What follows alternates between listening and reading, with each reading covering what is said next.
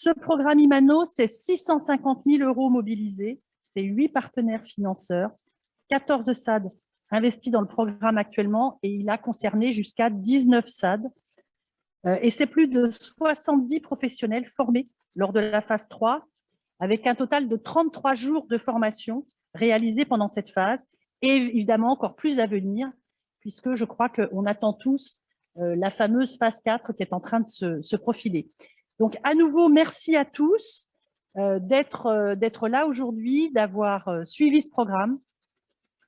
Et je crois qu'il est temps pour moi de donner la parole à Clotilde pour qu'elle nous fasse un petit point météo. Bonjour à tous et vraiment ravie de vous trouver tous là en présentiel à Jonzac. Et puis en distanciel, on voit que ça arrive petit à petit. Donc merci aussi à la technique qui gère tout ça. Effectivement, c'est une journée de partage de ces premiers pas du programme Imano. Et Imano, c'est un programme de soutien à l'innovation managériale et organisationnelle dans l'aide à domicile.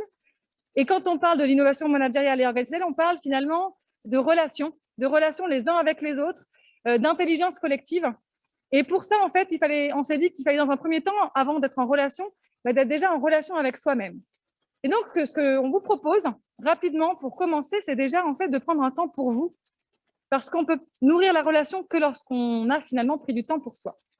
Et ce que je vous propose ce matin, parce qu'effectivement, c'est l'effervescence finalement, ça va être de prendre un temps pour vous poser, pour réfléchir au fond de vous sur finalement qu'est-ce qui en ce moment n'est pas OK pour vous et pas confort pour vous, ces petits irritants, ces petits problèmes? Qu'est-ce qui vous met en joie ce matin aussi, au fond de vous? Et je prends juste quelques secondes de silence pour vous permettre de vous connecter à ça.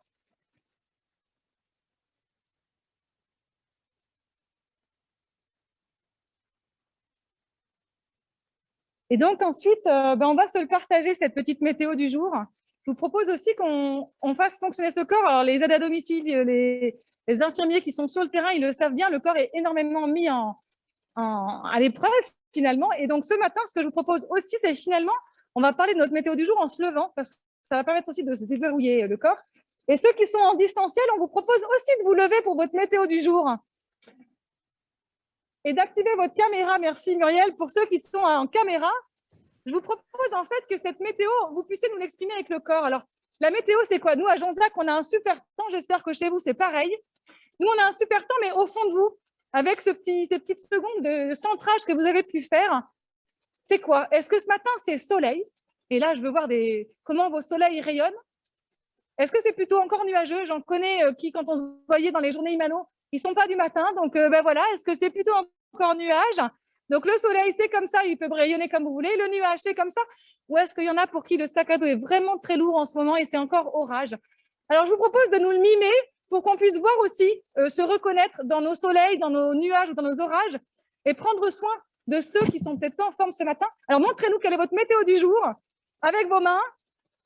Et les nuages, les orages, n'hésitez pas. On a besoin de vous voir. On va prendre soin de vous. Voilà, merci de nous montrer. Voilà, on voit des soleils, c'est chouette, c'est super. Et là, ce que je vous propose, c'est que ceux qui sont nuages ou orages, prenez le temps de vous asseoir. Asseyez-vous. Et en fait, l'objectif, c'est de vous regarder et de dire, OK, on va prendre soin de vous. Merci d'être en authenticité. J'en vois quelques-uns qui prennent le temps de s'asseoir. N'hésitez pas à vous asseoir. On va prendre soin de vous aujourd'hui. Prenez soin de vous d'abord. Donc, merci pour cette météo. Je vous souhaite une belle journée, que vos soleils rayonnent sur ceux qui sont un peu plus nuageux. Et prenez soin de vous avant de prendre soin des autres.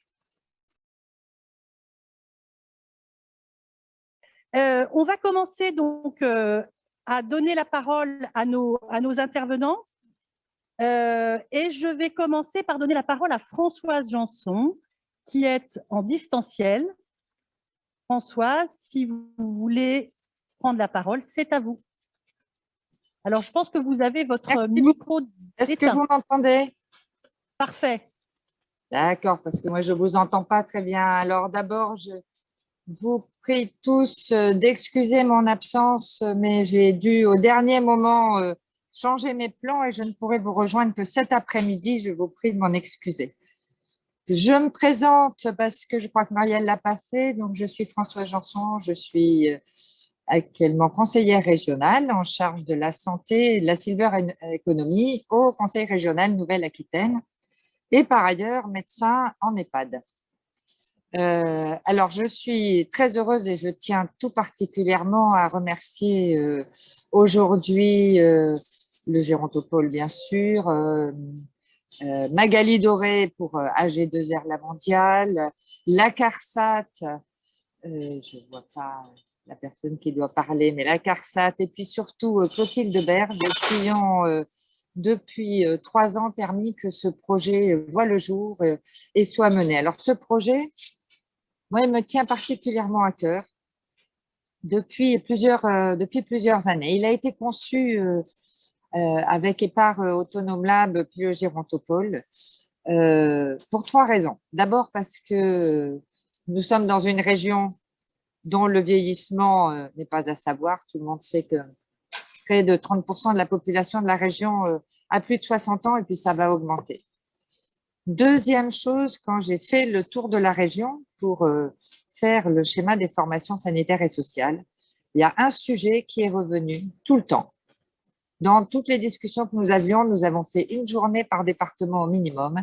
C'était « nous n'arrivons pas à recruter d'auxiliaires de vie et de professionnels pour l'aide à domicile ». Alors, on a cherché à savoir pourquoi. On a vite compris.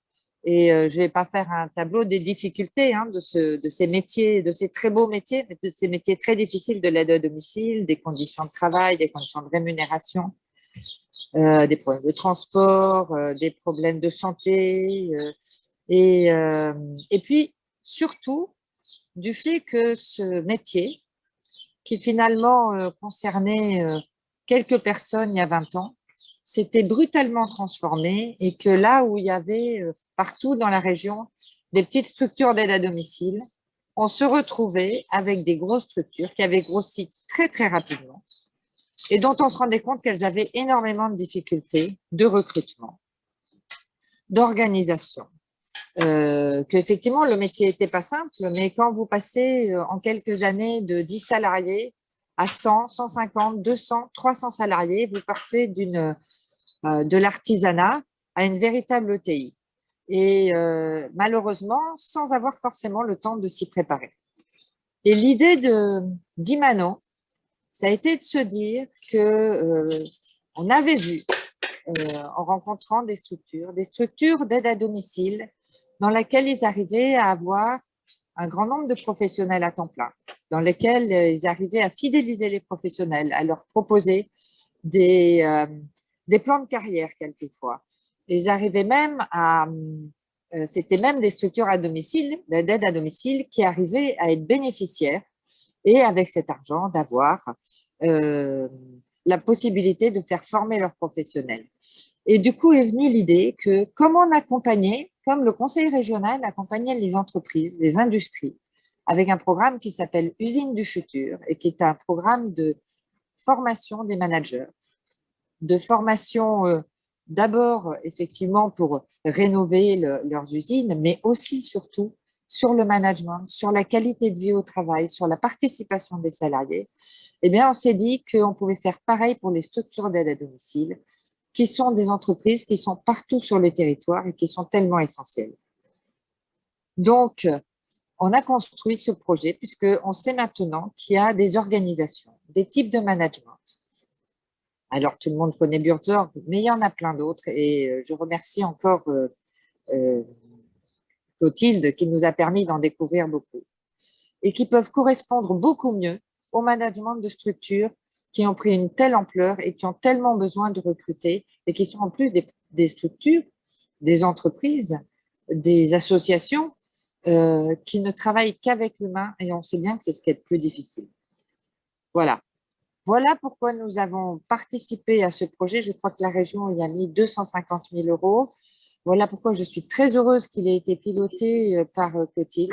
Pourquoi je suis très heureuse qu'il vous soit présenté à tous aujourd'hui, parce que l'idée, c'est que au-delà de cette première formation d'une vingtaine de structures, l'idée sera, et puis on en reparlera, mais tant j'ai l'impression que ça a été efficace et bienvenu par les structures qui y ont participé.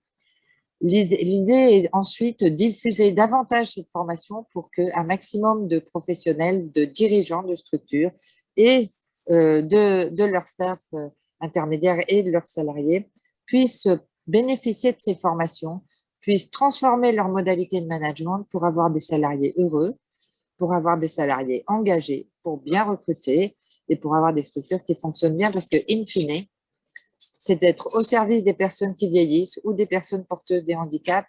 Et c'est ça qu'on veut, c'est d'avoir sur tout le territoire des gens qui ont accès au suivi qui leur est indispensable. Et ça, dans des bonnes conditions, et pour les personnes qui sont aidées, et pour les personnes qui aident, et pour les dirigeants. Je vous remercie et je vous souhaite à tous une très bonne journée. Merci beaucoup, Françoise. Alors, effectivement, la région a beaucoup soutenu ce programme et l'a même impulsé. Deuxième acteur qui a soutenu dès le départ ce programme et de façon conséquente, c'est la G2R. Et je vais passer maintenant la parole à Magali Doré. Bonjour à tous.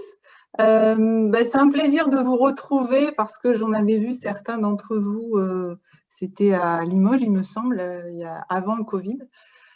J'aurais préféré, comme Madame Janson, ne pas être en virtuel, mais bon voilà, c'est l'organisation de notre groupe qui pilote nos déplacements jusqu'au 9. Alors cette période était inimaginable il y a peu et nous l'avons tous subi quelques jours. Et puis, notamment des acteurs comme vous, vous avez dû la prendre à bras le corps et vous adapter avec vos équipes pour que le service client et puis les relations privilégiées que vous nouez avec les seniors, les personnes avec handicap, résistent à ce fichu virus. Et vos équipes étaient encore plus, je dirais, indispensables parce que vous étiez souvent le seul contact, la seule présence quotidienne ou hebdomadaire essentielle au maintien de la vie et au lien social. Alors, le lien social, c'est l'un des axes forts de notre engagement sociétal en Nouvelle-Aquitaine. Et puis, notre mission, c'est d'accompagner au plus près les préoccupations des professionnels qui prennent soin de nos aînés. Donc, AG2R La Mondiale est engagée depuis l'origine dans des initiatives innovantes, comme par exemple le modèle Burzorg et son développement. Alors effectivement, quand Clotilde et Madame Françoise Janson nous ont présenté il y a 3 ou 4 ans maintenant l'ambitieux programme Imano, on ne pouvait qu'y souscrire et apporter le maximum de notre soutien. Nous avons donc uni nos 2 territoires, puisque nous sommes découpés en 2 territoires, Aquitaine et Centre-Ouest Atlantique, et on a engagé nos politiques sur ces deux grandes régions, aux côtés d'Imano et plus récemment encore auprès du Gérontopole. Alors cela fait maintenant 2 ans qu'avec nos équipes, nous suivons vos travaux, vos démarches, vos interrogations, les freins pour certains que vous avez rencontrés, et puis aussi les forces insoupçonnées que vous avez pu détecter grâce aux analyses qui ont été faites et aux cabinets qui vous ont accompagnés. Alors c'est vrai, Madame Janson l'a dit avant, vous ouvrez quand même une voie, une nouvelle voie, une nouvelle conception du métier. Alors chacun selon des modèles différents, puisque grâce au programme Imano, vous avez le choix. Mais l'objectif commun de ces programmes, c'est bien d'allier performance, bien-être et motivation. Et vous êtes particulièrement courageux parce que tout ça demande de bouleverser son mode de fonctionnement. Ça demande du temps et on sait que dans vos métiers, le temps, c'est une denrée plus que rare. Et puis, pour beaucoup de structures, on l'a vu avec les bilans, ça vous oblige à tout remettre en question pour la plupart du temps. Et ça, c'est pas facile. Alors, déjà, pour tous ces premiers mois de travail et d'engagement, je voulais déjà vous dire bravo à tous. Voilà, parce que l'investissement que nous avons mis dans ce projet, on voit que vous en faites quelque chose de très constructif. Et les perspectives sont très encourageantes et vont permettre logiquement de pouvoir faire lien avec un programme qui est sorti en fait des cerveaux du Gérontopole, mais que nous aidons à développer sur plusieurs territoires, à savoir les rallyes des découvertes des métiers et de l'emploi. Et ces rallyes vont vous permettre normalement de recruter, logiquement ça marche bien, des personnels motivés et qui le seront d'autant plus que, dans le cadre d'un fonctionnement de vos structures qui sera à leur écoute. Voilà, donc je vais pas vous prendre plus de temps, je ne peux malheureusement pas rester avec vous, mais il y a un membre de notre équipe, Pierre Vrignot, qui va participer en visio à des ateliers et qui pourra répondre à vos questions si vous en avez pour effectivement le groupe AG2R La Mondiale. Alors, je vous souhaite à tous une très belle journée de travail et je remercie encore Clotilde, Muriel et toute l'équipe pour la qualité du pilotage du projet et en particulier l'organisation de cette journée. Voilà, je vous dis merci à tous et à bientôt en chair et en os, j'espère. Voilà. Merci Magali. On va accueillir maintenant Monsieur Bourdonneau de la CARSAT.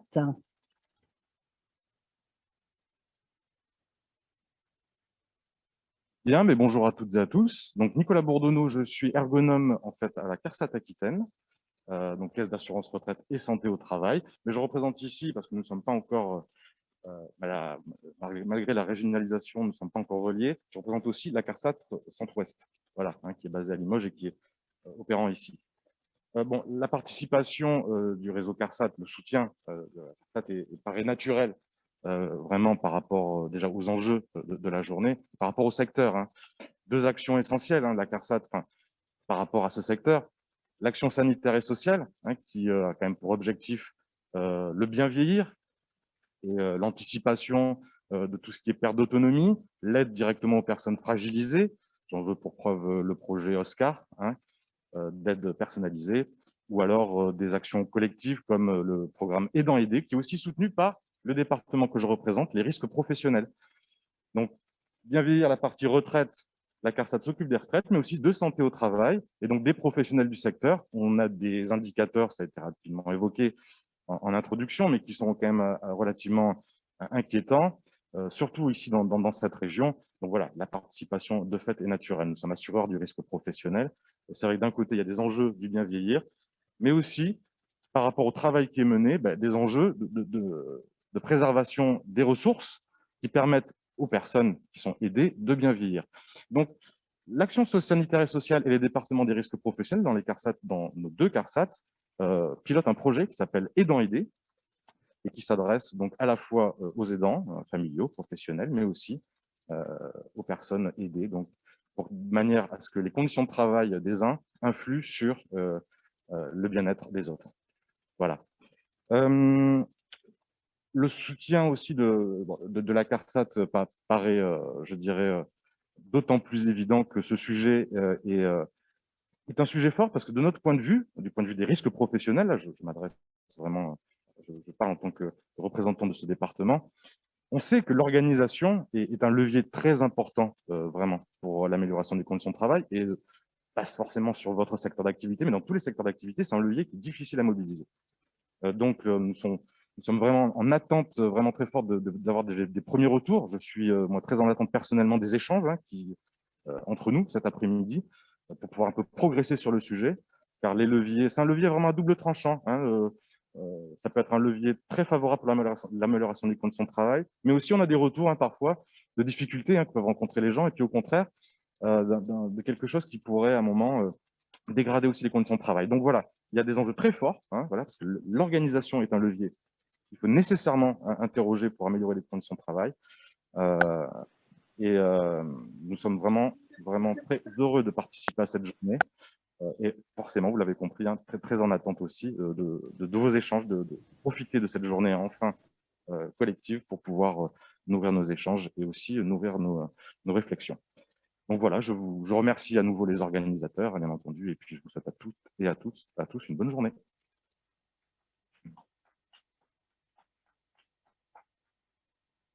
Merci donc à nos financeurs CARSAT, AG2R, Région Nouvelle-Aquitaine, sans qui ce programme n'aurait pas pu voir le jour, sans oublier à nouveau les OPCO, qui ont été vraiment un chaînon important aussi de la réussite de ce programme. Merci de leur confiance. Je passe la parole à Clotilde, qui va reprendre le fil de cette journée, et je vous souhaite à mon tour une excellente journée.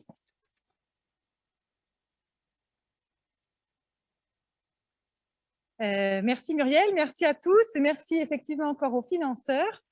Et sans plus attendre, pour ne pas perdre trop de temps, j'invite du coup à venir sur la scène Sylvie Pilon, Vincent Benoît, Jacques Vidal, Cathy Meunier et Émilie Rubio. On a une 3/4 de notre activité qui est sur le champ du handicap et 1/4 de notre activité qui est auprès des personnes âgées. On est à présent une équipe de plus de 120 personnes, ce n'est pas une petite association quand même qui évolue bien. Et ce projet, en fait, Imano, a vraiment été pour moi, au-delà de passer toutes les étapes financières, plan de retour à l'équilibre qui étaient réalisés, de passer à autre chose sur l'aspect management, revoir les organisations, retravailler avec les équipes différemment pour pouvoir les monter encore plus en compétences et pour pouvoir modifier en fait ce regard que l'on peut avoir aussi des aides à domicile, parce que j'étais assez troublée au départ du regard qu'on pouvait leur porter et du travail qu'elles réalisent qui n'est pas suffisamment valorisé. Et par ce biais aussi, c'est une manière aussi de pouvoir valoriser l'ensemble de nos équipes. Et je pense que on a un très gros chantier à ce niveau-là.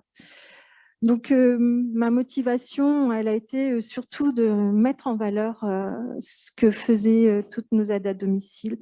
Et donc, c'est pour ça que j'ai postulé, déjà dans un premier temps, à ce programme, avec l'idée de faire changer un peu, on est obligé de changer les organisations, rentrer dans un mode de fonctionnement différent et puis surtout un schéma de pensée managériale différent.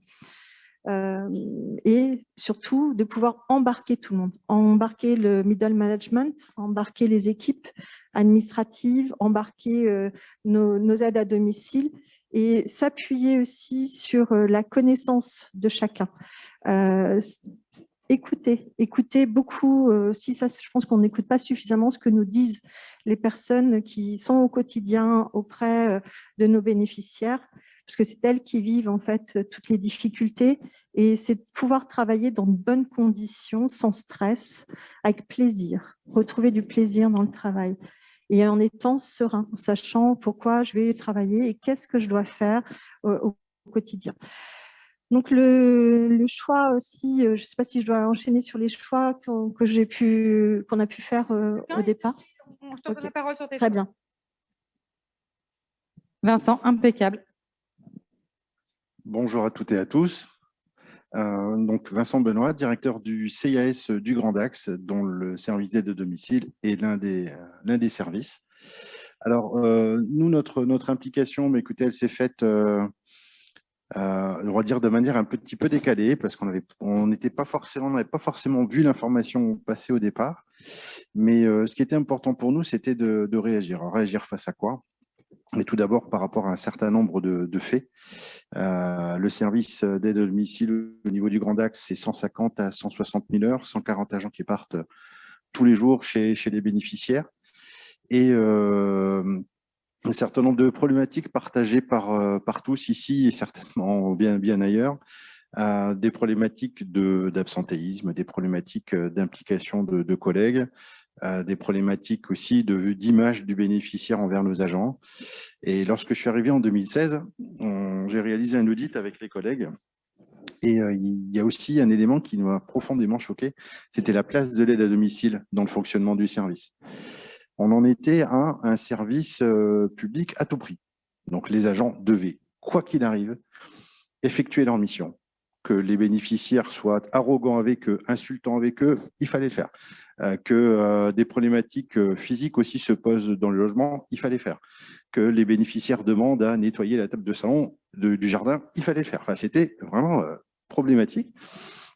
Et ce qui m'a aussi profondément choqué, c'était, pour tout vous dire, on est quand même dans un département dans les Landes où le conseil départemental est fortement présent. On a un centre de gestion extrêmement présent. Le centre de gestion, c'est un établissement public qui aide les collectivités territoriales dans un certain nombre de leurs activités. Et nous faisons appel, par exemple, au CDG pour avoir une psychologue qui rencontre nos aides à domicile. Et j'ai rencontré cette psychologue avec mon adjointe et on a été profondément choqués parce qu'elle nous a remonté justement tous ces éléments avec des faits précis, sans parler des personnes, mais elle nous a dit, voilà, vous savez que vos aides à domicile, certaines se font insulter par les bénéficiaires, mais elles y vont quand même. qu'elles se font parfois bousculer chez le bénéficiaire. Elles y vont quand même. Et elle nous a évoqué un certain nombre de sujets, ça nous a profondément choqués. Là, on s'est dit, il faut vraiment qu'on bouge. Il faut vraiment que l'aide à domicile retrouve sa place. Elle ne remontait plus ces infos, parce que les infos, quand elles étaient remontées, elles n'étaient pas traitées. Donc, ce diagnostic, quand je suis arrivé, a été vraiment aussi profondément étayé par ces propos. Et là, c'est à ce moment-là, donc depuis fin 2016-2017, qu'on a commencé à entamer un certain nombre de choses pour faire en sorte que nos agents soient davantage à leur place, soient davantage écoutés, mais plus que ça, qu'elles soient vraiment des participantes de nos activités.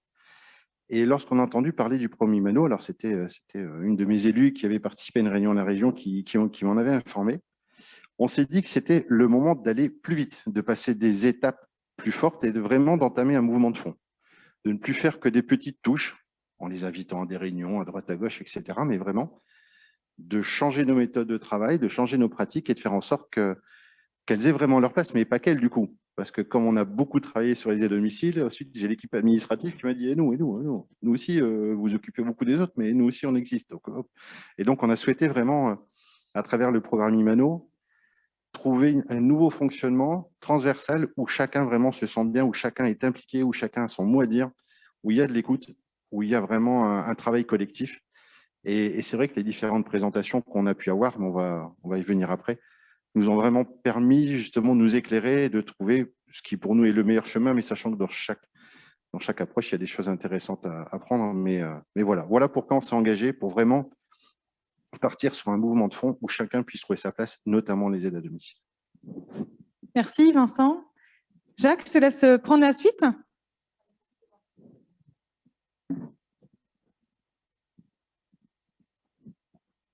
Bonjour à toutes et à tous. Donc Jacques Vidal, directeur de l'AMSAD. Notre structure résulte d'une double fusion opérée en 2013-2014. Et aujourd'hui, cette structure représente 370 salariés en CDI. Je ne vais pas rebondir, faire écho à ce qu'ont déjà dit mes collègues, ça ferait redondance. Donc, je vais m'en tenir à l'initiative de s'engager dans ce programme Imano, puisque les constats sont les mêmes que ceux de mes collègues, évidemment. En fait, je n'ai pas été le seul à l'initiative de la candidature de l'AMSAD à Imano. En fait, il s'est avéré qu'un membre du conseil d'administration, Eliane Fossé, qui est aujourd'hui présidente de l'UNA33, m'avait fait connaître Autonome Lab précédemment. Et quand l'appel à candidature est sorti, nous l'avons reçu en même temps et nous nous sommes concertés. Et pour nous, c'était une évidence que de candidater. Voilà comment les choses se sont faites. Évidence pourquoi alors? Évidence pourquoi et c'était quoi finalement la projection? Qu'est-ce que vous cherchiez finalement dans cette envie de s'inscrire dans le programme Imano? Bien, ça a déjà été souligné, hein, l'insatisfaction que pouvaient connaître les salariés, le sort qui leur a été fait. Il était important d'améliorer tout ça. Il y avait oui, une insatisfaction quant au mode de management que nous avions introduit, à l'organisation que nous avions mise en place. Cette insatisfaction-là était largement partagée. En fait, l'analyse partagée, le diagnostic que nous faisions, c'est que nous étions véritablement dans une impasse. Nous avions même peur que l'association puisse disparaître, tellement on pouvait s'interroger sur son niveau de performance économique. Voilà, donc il fallait passer à autre chose. Et alors, le rêve que tu as pu faire en t'inscrivant au programme Imano, c'est quoi en fait? C'est quoi ton projet profond et ce que tu aimerais pour demain, pour l'AMSAD? Bien, déjà remédier à tous les dysfonctionnements qui avaient cours et qui sont en passe progressivement d'être résolus. De toute façon, c'est un processus long cours. En ce qui me concerne, je suis à quelques années du départ à la retraite, et ce programme a vocation à perdurer bien après mon départ. Mais ce que j'espère, est-ce que je le verrai d'ici là? Oui, parce que je perçois déjà des frémissements de changement. C'est une plus grande satisfaction des salariés. beaucoup plus associés au processus de décision, fonctionnant avec une plus grande autonomie, et ce, à tous les niveaux de l'organisation. Une autre façon de se comporter aussi est d'être dans la transparence, introduire un climat de confiance, c'est tout ça. Et c'est un travail de longue haleine, ça ne peut pas se produire comme ça de but en blanc. Il faut faire œuvre de patience. Merci Jacques. Cathy, on poursuit? Bonjour, donc moi je suis Cathy Meunier, je suis la gérante d'une entreprise d'aide à domicile sur Limoges avec 140 salariés. Donc alors la question, je crois, c'était pourquoi Imano? Donc alors Imano, un petit peu le même constat que tout le monde, que tous mes collègues, et je crois que c'est au niveau national. Donc les auxiliaires de vie, manque de reconnaissance, absentéisme, des bas salaires, des conditions de travail en fait difficiles et pas reconnues. Donc quand Clotilde est venue me présenter le programme Imano, moi je me suis dit enfin il y a une organisation qui reconnaît qu'il y a des réelles difficultés dans nos organisations, parce que je pense que nos organisations, les systèmes arrivent à bout de souffle. Et je me suis dit mais il y a quelqu'un qui, parce qu'on est tous dans notre coin en train de faire ce qu'on peut avec ce qu'on a, on va dire. Et là, je me suis dit, mais il y a quelqu'un qui va nous écouter, qui prend en considération ce phénomène, et en plus, qui va un petit peu nous donner de l'argent pour financer les formations. Donc d'ailleurs, je remercie les financeurs, parce que c'est vrai que... Donc, quand on m'a présenté le programme, moi, j'ai trouvé ça fabuleux. Et en plus, on avait le choix. Il y avait 6 thèmes, comme tu as expliqué, où on allait vers une organisation qui nous correspondait plus. Et chacun a pu se diriger, tester, faire avec ses envies et ses valeurs, selon son organisation. Donc voilà pourquoi le programme Imano. Alors, de quoi tu rêves pour tes salariés de demain? De quoi je rêve? Je rêve déjà de la reconnaissance au niveau de la société, qu'on les reconnaisse, parce que les salariés s'occupent de nos parents qui sont âgés, fragiles et malades. Et il y a quand même, c'est une sacrée responsabilité et un grand manque de reconnaissance. Donc j'aimerais qu'aux yeux de la société entière, qu'on les reconnaisse à leur juste valeur. Parce que nous, on est les dirigeants, mais c'est pas nous qui faisons le travail de terrain. En fait, c'est eux et c'est elles. Donc j'aimerais vraiment qu'on les reconnaisse à leur juste valeur pour les organisations de demain. Et au niveau de ton management, comment est-ce que tu imagines ta société dans quelques années? Je ne sais pas, que je sois sous les palmiers, non, je plaisante. Ça saute toujours tout seul, mais éventuellement. Au niveau de mon management, moi, je pars du principe qu'on remet l'église au milieu du village et que ça soit vraiment les équipes qui s'auto-managent. J'ai envie de dire qu'on enlève cette pyramide hiérarchique et que les salariés s'autogèrent maximum. Merci Cathy. Émilie, donc vous entendez, on a entendu une association, un CIAS, une association, une entreprise d'aide à domicile et maintenant à nouveau une forme particulière. Oui, donc Émilie Rubio, bonjour. Je suis coordonnatrice du groupement de coopération sociale de la Presqu'île. Donc c'est un organisme public en fait qui regroupe 5 services d'aide à domicile de 5 CCS de la rive droite de la métropole bordelaise. Donc c'est 5 structures, donc forcément beaucoup de coordination. Moi, le programme, en fait, au départ, c'était un peu le hasard d'un mailing d'Autonome Lab. Donc, je suis toujours à l'affût de répondre en fait à ce genre d'appel à candidature. Donc, quand j'ai vu le titre, ça m'a de suite parlé. Et en fait, pour être honnête, c'est vrai que je suis restée un peu sur un peu le mot économique, puisque sur le groupement, nous, vraiment, la masse salariale, c'est ce qui pèse le plus. Et c'est vrai que les élus, voilà, ils ont toujours aussi à cœur de nous demander de faire des économies.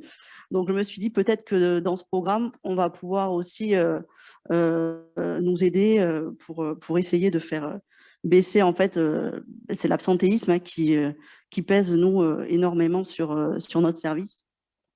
Donc, il a fallu que j'arrive à impliquer les élus de ces 5 communes, d'abord en leur présentant un projet que je connaissais pas non plus très très bien. Mais bon, visiblement, j'ai réussi à le vendre, puisqu'ils m'ont dit banco, bien sûr, oui, on va dans ce programme. Et ensuite, vraiment, ce qui nous a donné l'envie de se lancer, c'est vraiment aussi l'idée d'améliorer notre fonctionnement, le fonctionnement de notre service, puisque en fait, je trouvais qu'on avait déjà fait pas mal d'avancées sur tout ce qui était équipe d'encadrement, avec les responsables de secteur qui avaient déjà suivi un programme de formation organisé avec le CNFPT. Et il nous manquait vraiment de travailler avec les équipes de terrain et de pouvoir les embarquer avec nous, et surtout dans les processus de décision. Puisqu'en fait, quand on a fait le bilan, là, on fait beaucoup de choses déjà pour les aides à domicile, mais c'est finalement, je l'ai fait aussi au gré d'appels à candidature, d'appels à projet, et sans vraiment les sonder et leur demander si ça allait aussi dans le sens de ce qu'elles voulaient, elles, dans leur métier vraiment d'aide à domicile. Voilà.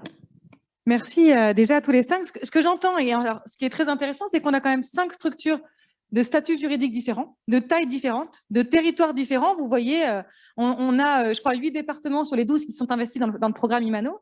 Et pourtant, vous êtes aussi engagés sur des approches et des programmes différents. Je crois qu'il y en a quasiment un de chaque, quasiment. Et en fait, vous retrouvez tous les mêmes mots. Il y a plus d'écoute apportée aux professionnels de terrain, reconnaître la place qu'ils ont et la valeur qu'ils ont, plus les impliquer dans les processus de décision, dans les décisions qui vont les concerner directement. Une notion effectivement de travailler davantage de manière collective pour viser leur satisfaction. Et tout ça, en fait, quelle que soit l'approche que vous avez choisie, vous êtes venu le chercher. Et vous avez choisi et fait des choix différents, puisque c'était le programme Imano, c'était de pouvoir choisir l'approche de votre choix. Est-ce que du coup, on peut reprendre un petit moment d'échange où chacun va nous dire, dans cette phase de sensibilisation, à ce moment-là, qu'est-ce que vous avez retenu et comment vous avez pu du coup embarquer vos équipes, puisque à ce moment-là, de janvier à septembre 2020, vous étiez tout seul, certains me le reprochaient d'ailleurs, en me disant on est tout seul, on a besoin des autres maintenant. Et puis maintenant, vous avez embarqué le reste de l'équipe. Avec quels mots, qu'est-ce que vous avez pu leur dire pour les embarquer, pour leur expliquer voilà, l'intérêt du programme Imano au travers de cette première phase de sensibilisation? Qui c'est qui a envie de continuer? Émilie, tu as le micro, on te laisse continuer. Je vais continuer. Oui, donc ces 6 journées de formation, ça a été vraiment l'occasion déjà de découvrir, puisqu'il y avait la plupart des approches, je ne les connaissais pas. Vraiment des intervenants voilà, super, franchement, qui nous ont donné envie aussi d'aller plus loin. Et c'est vrai qu'à chaque fois qu'on termine une journée, je me disais toujours... c'est super, qu'est-ce que je vais choisir finalement? Parce que à chaque fois, je me posais beaucoup de questions à la fin et je me disais, mais ça, c'est super bien, ça aussi, c'est super bien. Et du coup, c'est sur la dernière journée avec Christophe, où du coup, il est là, où vraiment, là, je me suis dit, par rapport, nous, avec mon groupement, mes 5 structures et mes 5 fonctionnements finalement un peu différents, avec l'approche plurielle, je vais pouvoir... réussir à mettre un petit peu des touches un peu de tout ce que j'avais vu au long des 6 journées, et de pouvoir l'adapter en fait à notre fonctionnement déjà bien complexe. Merci Émilie. Qui c'est qui prend la suite? Allez Sylvie. Ces 6 journées de sensibilisation ont été très fortes. Pour plein de raisons. Pareil qu'Émilie, on a découvert des modèles de management différents, et j'avoue qu'à chaque fin de journée, on se dit « Ah, c'est ça qu'il me faut, c'est ça qu'il me faut ». Et au-delà de ça et de ces différentes présentations, en fait, on voyait la résonance que ça pouvait avoir pour nos structures. Et après, c'était la réflexion de savoir qu'est-ce qui allait correspondre le mieux en fait à nos équipes, à notre structure, et ce sur quoi on allait partir. Il y a eu un autre effet aussi qui a été très fort, je crois que c'était l'effet de groupe, de tous se connaître, parce qu'on vient tous de milieux différents, de secteurs différents, comme l'appui Clotilde sur le secteur privé, public, privé lucratif et non lucratif. Hein, on est quand même des structures très différentes et sans aspect de concurrence. Et vraiment sur un esprit très ouvert d'apprentissage, de collectif. Et donc, je pense que ça aussi, ça a été très fort, surtout sur une période qui a été difficile pour nous, parce que ça a été en pleine période Covid. Et du coup, un rapprochement sur nos façons de penser et tous, en fait, sur une pensée commune, c'est-à-dire de nous améliorer. Et dans l'amélioration, en tout cas, nous, ça a été notre choix au sein de l'association. On s'est orienté sur le lean management, avec Laurent et Hélène qui sont présents. Et donc, nous, c'est ce qui nous ressemblait le plus parce qu'on est vraiment dans une démarche continue d'amélioration. Et puis, l'idée aussi, c'est d'être très à l'écoute de nos équipes pour aller chercher les irritants, tout ce qui est problématique, pour pouvoir les soulager et travailler de manière beaucoup plus fluide et que tout le monde puisse participer. Voilà. Et ça, c'était un enjeu capital pour moi. Merci Sylvie. Vincent, je te sens prêt. Oui, donc alors c'est vrai que la présentation des différentes approches, ça a été, je te rejoins, quelque chose de vraiment très intéressant, très partagé. C'est-à-dire qu'entre nous, à la fin de la journée, on prenait toujours un peu de temps pour essayer d'échanger, t'en as pensé quoi, etc. Enfin, c'était intéressant. Après, c'est vrai qu'on était, nous, dirigeants seuls. Donc moi, ce que j'ai fait, c'est que à chaque approche, j'en parlais à mon équipe de direction. J'en faisais un retour sur ce qu'on avait vu, sur ce que pouvaient, les premières idées qu'on pouvait en ressortir. Et c'est vrai que, alors il y a même une approche ou deux, j'avais pas pu y aller, donc à l'inverse, c'est les collègues qui me faisaient le retour, donc ça a été fait comme ça. Et c'est vrai que le choix de l'approche, alors il n'a pas forcément été facile, mais on l'a partagé entre nous avec on s'est fait la petite grille, les avantages et les inconvénients de telle et telle approche. Est-ce que ce qui nous correspondait le mieux? Il y a des approches qu'on a un peu plus vite écartées, mais ensuite il a fallu choisir, et c'est vrai que c'était pas forcément simple. C'était pas simple parce qu'on avait aussi engagé pas mal de choses au niveau du service, donc on était un peu en suractivité. Et là on s'est dit, mais si on prend quelque chose en plus, comment on va faire? Et le diagnostic, il a été fondamental. C'est-à-dire que le diagnostic nous a permis de nous poser, d'échanger et de nous dire, non mais tout ce que vous faites là depuis 2-3 ans, ce serait peut-être bien qu'il ait, entre guillemets, plus de sens, qu'il ait une ligne directrice, on va dire, commune. Et puis, à bien regarder, ça a été évident, quoi. C'était la QVT, c'était une évidence. Et on avait ça en tête, on y allait, action par action, mais c'est vrai que là, pouvoir se dire qu'on mettait ça sous vraiment un chapeau avec une ligne directrice QVT, ça a été l'évidence. Et puis, donc, on y est allé. On va venir après sur la formation, mais en tout cas, c'est vrai qu'en tout cas, avec Ressentez-vous, on apprend énormément. Et ce qui a été intéressant aussi dans notre approche, c'est qu'on hésitait entre QVT et Montessori. Et Montessori, ça a été un peu le piment d'Espelette que vous mettez sur le plat pour qu'il soit parfait. Voilà, et c'était un peu ça, c'était le petit ingrédient qu'on souhaitait et qui nous a vraiment aussi aidé à continuer, à aller encore plus loin dans notre approche. Merci Vincent. Jacques, tu as pris le micro.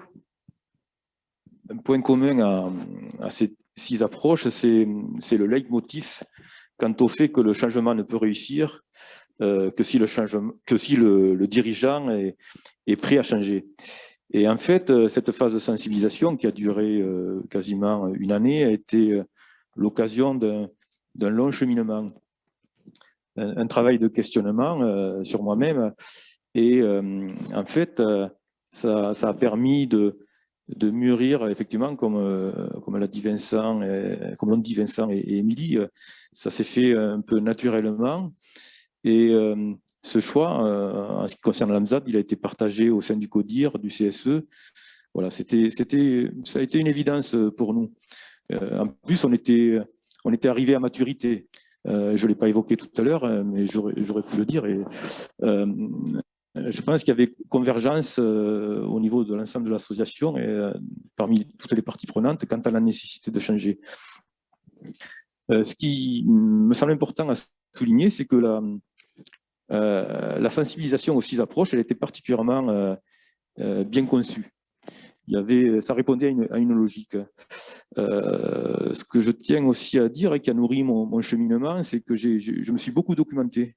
J'ai lu pendant ces 2 dernières années, je continue à lire. Ça me paraît important.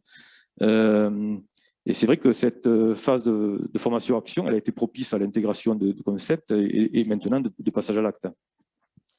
Voilà, elle est essentielle à ce processus d'acculturation que nous sommes en train de vivre. Et ce que j'observe aussi, et ça je ne l'imaginais pas au départ, c'est que en fait, le cheminement par lequel nous passons, en tout cas par lequel je suis passé, il n'a pas d'incidence uniquement que sur la sphère professionnelle, mais il diffuse dans d'autres sphères, la sphère privée, la sphère familiale. Il y a des concepts, une façon de penser qui s'applique totalement à ces autres éléments. Voilà. Merci. Cathy. Donc, le choix, alors, au départ, quand je me suis engagée dans Imano, je savais déjà ce que je voulais faire. Donc, j'ai été aux journées avec tout le monde. Et là, ça a été problématique parce qu'en fait, je voulais tout faire. Donc, c'est mince, on veut tout faire. Et donc, il fallait en choisir un. C'est frustrant, Clotilde, d'ailleurs. Et ensuite, j'ai trouvé qu'il y avait quand même une belle énergie avec tout le monde. Tout le monde voulait changer son organisation. Il y avait une belle solidarité. Il y avait des échanges très enrichissants. Et c'était quoi encore la question que tu demandais? Les journées de sensibilisation, comment est-ce que tu les as vécues? Qu'est-ce que tu en ressors effectivement? Alors surtout, voilà, l'échange avec tout le monde. L'échange avec tout le monde, chacun avait ses problématiques, mais en fait, c'était les mêmes. Tout le monde voulait changer son organisation. Peu importe la méthode, en fait, tout le monde avait la volonté de vouloir faire quelque chose et changer son organisation. Et moi, j'ai trouvé qu'il y avait vraiment un bel élan de solidarité avec tout le monde et de beaux échanges. Même après, voilà, pas forcément en dehors de ces 6 jours. Il y a eu des visios, il y en a certains qui se sont appelés et j'ai trouvé que c'était vraiment plutôt chouette. Et ça continue pendant la formation. Et ça, c'est super enrichissant. Enfin, je sais que nous, on a trouvé avec nos collègues des D17 des collègues avec qui on peut vraiment échanger, où il n'y a pas de jugement. Donc, on construit par petits groupes des choses et eux et nous, on arrive derrière et puis on en échange, on évalue, mais on en parle et on se critique un peu, mais pas dans un sens critique négatif. C'est vraiment pour construire ensemble, sans jugement et c'est vraiment très, très, très, très positif. Ça a été, c'est pas inattendu, mais ça a été vraiment quelque chose de bénéfique et on continue encore puisqu'on a prévu de se voir dans les journées d'accompagnement, on a prévu d'aller chez l'un chez l'autre pour juste continuer ce travail de co-construction. Je voudrais faire écho à ce qui vient d'être dit. Effectivement, ce qui a été un des éléments déclencheurs pour aller sur ce programme Imano, c'est que ce n'est pas une logique one-shot circonscrite à un programme de formation. Certes, il y a ça, bien évidemment, mais bon, j'ai évoqué la phase de maturation qui s'est fait jour au fil du temps. Mais c'est un programme au long cours, enfin un processus plutôt au long cours, avec différentes phases. Il y a eu, on ne l'a pas évoqué jusque-là, mais il y a la phase de diagnostic de maturité, par exemple, a été très importante. C'est ce qui a, en ce qui nous concerne, à l'AMSAD, c'est ce qui nous a permis de nous dire, même si on le pressentait, mais bon, ça va mieux quand ce sont les parties prenantes qui le disent elle-même à un tiers extérieur, neutre. Il y avait vraiment unanimité sur le fait qu'il fallait passer à autre chose. Ça s'imposait, quoi. C'était une évidence. C'était devenu une évidence pour nous. Et le fait d'aller vers une communauté en aval de la sensibilisation, puis de la formation-action, une communauté qui vit à travers des échanges évoqués par Vincent, c'est très important. Surtout qu'on est, encore une fois, sur un processus au long cours, avec des risques d'essoufflement, etc. Donc, ça a également été souligné par mes collègues, avec un risque, oui, d'essoufflement, de découragement par moment. Donc, la dynamique collective est très importante. Un dernier petit mot ? Moi, ce que je retiens dans ce que vous m'avez partagé, c'est effectivement l'importance déjà de se documenter, que c'est une démarche qui prend du temps et il y a besoin effectivement de ce temps de maturation pour les dirigeants aussi. Tu parles justement de changement et de cheminement personnel. Je crois que c'est déjà ça aussi. L'innovation managériale, ça passe par cette phase-là. Et c'est pour ça qu'on souhaitait ce programme avec ces 6 mois de réflexion. un diagnostic de maturité qui permet d'embarquer sur des constats un peu objectivés, c'est ce que j'entends dans ce que vous partagez également.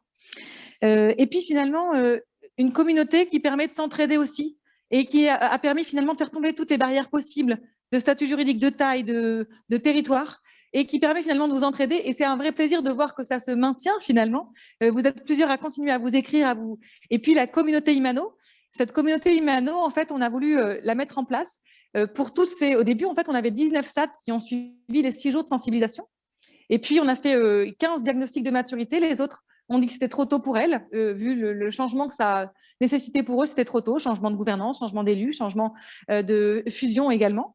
Et puis, donc, 15 ont fait des diagnostics de maturité et 14, le comité de pilotage a retenu 14 dossiers au regard de la maturité, de la volonté et de l'engagement des dirigeants.